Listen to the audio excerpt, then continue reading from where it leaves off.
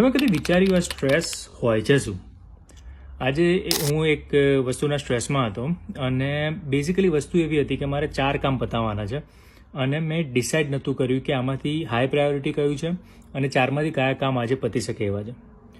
અને એ વસ્તુ હું વિચારે રાખતો હતો અને કાં તો એની ચિંતા કરે રાખતો હતો અને એ વસ્તુ મને સ્ટ્રેસ એડ કરતી હતી. તો મને એવું લાગે છે કે સ્ટ્રેસ એ આપણા ડિસિઝન ના લેવાનું પરિણામ છે. કોઈ બી વસ્તુનો તમને જો સ્ટ્રેસ થતો હોય ને તો તમે વિચારી જુઓ કે હું કોઈક ડિસિઝન નથી લેતો એમાં એટલે મને સ્ટ્રેસ થઈ રહ્યો છે. ફોર એક્ઝામ્પલ કે તમને તમારો બોસ ના ગમતો હોય, બરાબર, જ્યાં તમે કામ કરતા હોય ત્યાં તમે એકવાર ડિસાઇડ કરી દો ને કે મારે અહીંયા કામ નથી કરવું, તો તમે ઘેર આવીને રોજ 2 કલાક બીજે ક્યાંક જોબ અપ્લાય કરવાનો ટ્રાય કરશો. પણ તમે એવું નહીં વિચારી રાખો કે મારી જોબ નહીં સારી, મારો બોસ નહીં ગમતો, નામ તેને બધું. એટલે જ્યાં સુધી તમે કોઈ એવું ડિસિઝન નહીં લો ને એ પ્રોબ્લેમના અનુસંધાનમાં, ત્યાં સુધી તમારો સ્ટ્રેસ ચાલુ જ રહેશે.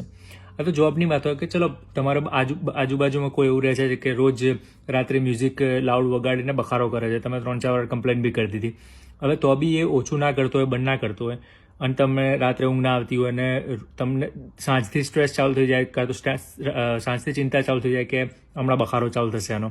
પણ તમે એવું ડિસાઇડ કરી દો કે ભાઈ મારે અહીંયા નથી રહેવું, આ એરિયા ભંગાર છે કે પડોશી ભંગાર છે, તમે એકવાર ડિસાઇડ કરી દો કે મારે અહીંયાથી મૂવ થઈ જવાનું છે અને તમે રેન્ટ કરતા હો તો ઘર બદલી કાઢો કે પેલું કરતા. અને હું એમ નહીં કહેતો કે એ જ સોલ્યુશન છે, હું એમ કહું છું કે જે બી સોલ્યુશન હોય ને એ સોલ્યુશનનું એકવાર ડિસિઝન લઈ લો ને તમે, પછી એ સ્ટ્રેસ જતો રહે કાં તો ઓછો થઈ જાય.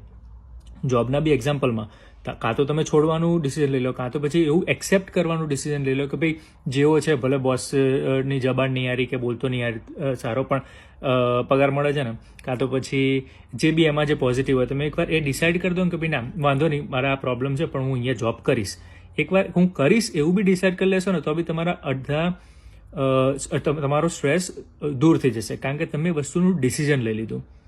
કોઈ બી વસ્તુનું ડિસિઝન લેવાનું બાકી રાખ્યું છે ને તમે, એટલે તમને એ વસ્તુનો સ્ટ્રેસ છે. વિચારી જોજો અને જો સાચું હોય તો લાઇક ને શેર કરજો અને ફોલો કરજો. Thank you so much. આપણે હવે થોડી નેપ લેવા જઈએ, સાંજે મળીએ, બાય.